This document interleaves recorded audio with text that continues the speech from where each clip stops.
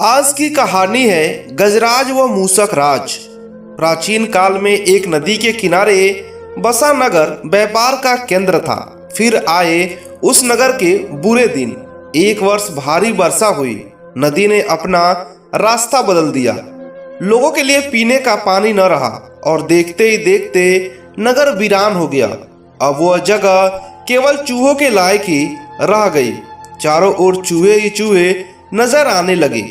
चूहों का पूरा साम्राज्य स्थापित हो गया।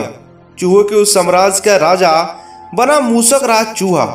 चूहों का भाग्य देखो, उनके बसने के बाद नगर के बाहर जमीन से एक पानी का स्रोत फूटा और वह एक बड़ा सा जलाशय बन गया।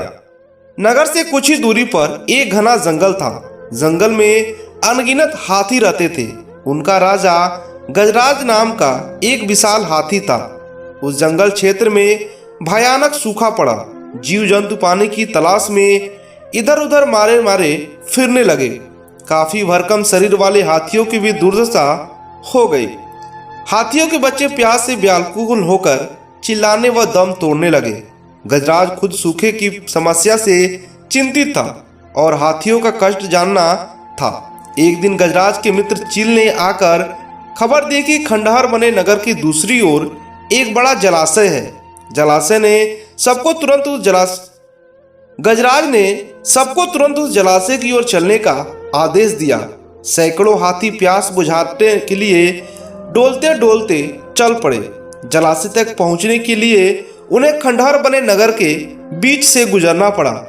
हाथियों के हजारों पैर चूहों को रोते हुए निकल गई। हजारों चूहे मारे गए। खंडहर नगर की वीरान सड़कें चूहे के खून मांस के कीचड़ से लथपथ हो गई। मुसीबत यही खत्म नहीं हुई। हाथियों का दल भी फिर उसी रास्ते से लौटा। हाथी रोज उसी मार्ग से पानी पीने जाने लगे। काफी सोचने विचारने के बाद मूसक राज के मंत्रियों ने कहा, महाराज, आपको ही जाकर गजराज से बात करनी चाहिए। वह दयालु हाथी हैं। मूसक राज हाथियों के वन में गया। एक बड़े पेड़ के नीचे गजराज खड़ा था। मूसक राज उसके सामने के बड़े पत्थर के ऊपर चढ़ा और गजराज को नमस्कार कर कर बोला। गजराज को मूसक राज का नमस्कार। हे महान हाथी, मैं एक निवेदन करना चाहता हूँ। आवाज गजराज के कानों तक नहीं पहुंच रही थी।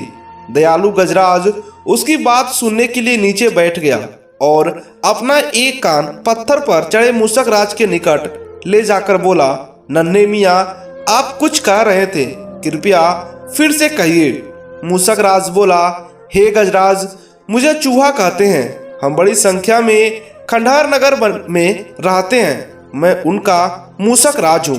आपके हाथी रोज जलाशय तक जाने के लिए इस नगरी के बीच से गुजरते हैं। हर बार उनके पैरों तले कुचले जाकर हजारों चूहे मरते हैं। यह मूसक राज संहार बंद न हुआ तो हम नष्ट ही हो जाएंगे। गजराज ने दुख भरे स्वर में कहा, मूसक राज, आपकी बात सुनकर मुझे शोक हुआ। हमें ज्ञान नहीं था कि हम इतना अनर्थ कर रहे हैं। हम नया रास्ता ढूंढ लेंगे। मूसक राज कृतज्ञता भरे स्वर में बोला, गजराज, आपने मुझ जैसे छोटे जीव की बात ध्यान से सुनी, आपका धन्यवाद। गजराज, कभी हमारी जरूरत पड़े तो याद जरूर करिएगा। गजराज ने सोचा, यह नन्हा जीव हमारे किसी काम का क्या आएगा। सो उसने केवल मुस्कुराकर मूसक राज को विदा किया। कुछ दिन बाद पड़ोसी देश के राजा ने सेना को मजबूती बनाने के लिए उसमें हाथी शामिल करने का निर्णय लिया। राजा के लोग हाथी पकड़ने आए। जंगल में आकर वे चुपचाप कई प्रकार के जाल बिछाकर चले जाते। सैकड़ों हाथी पकड़ लिए गए। एक रात हाथियों के पकड़े जाने से चिंतित गजराज जंगल में घूम रहे थे कि उनका पैर सूखी पत्तियों के नीचे छल से दबाकर रखे रस्सी के फंदे में फंस जाता है। जैसे गजराज के पैर ने आगे बढ़ाया, रस्सा कस गया। रस्से की दूसरी सिरा पेड़ के मोटे तने से मजबूती से बंधा था। गजराज चिघाड़ने लगा। उसने अपने सेवकों को पुकारा, लेकिन कोई नहीं आया। कौन फंदे में फंसे हाथी के निकट आएगा। एक युवा जंगली भैंसा गजराज का बहुत आदर करता था। जब वह भैंसा छोटा था तो एक बार वह गड्ढे में जा गिरा था। उसकी चिल्लाहट सुनकर गजराज ने उसकी जान बचाई थी। चिल्लाहट सुनकर वो दौड़ा और फंदे से फंसे गजराज के पास पहुंचा। गजराज की हालत देखकर उसे बहुत धक्का लगा। वह चीखा, यह कैसा अन्याय है गजराज, बताइए क्या करूं मैं आपके छुड़ाने के लिए? मैं आपके लिए अपनी जान भी दे सकता हूं। गजराज बोला, बेटा तुम बस दौड़कर खंडहर नगरी जाओ और चूहों के राजा मूसक राजा को सारा हाल बताना। उससे कहना कि मेरी सारी आस टूट चुकी है। भैंसा अपनी पूरी ताकत से दौड़ा दौड़ा मूसक राज के पास गया और सारी बातें बताई। मूसक राज तुरंत अपने 20-30 सैनिकों के साथ भैंसे की पीठ पर बैठा और वो शीघ्र ही गजराज के पास पहुंचा। चूहे भैंस के पीठ पर से कूदकर फंदे की रस्सी कुतरने लगे। कुछ ही देर में फंदे की रस्सी कट गई और गजराज को आजाद कर दिया। इसीलिए दोस्तों कहते हैं कि छोटी सी छोटी चीज भी जो है वो हमारे कभी न कभी काम आ जाती है। आपसी सद्भाव व प्रेम सदा एक दूसरे के लिए कष्टों को हर लेती है।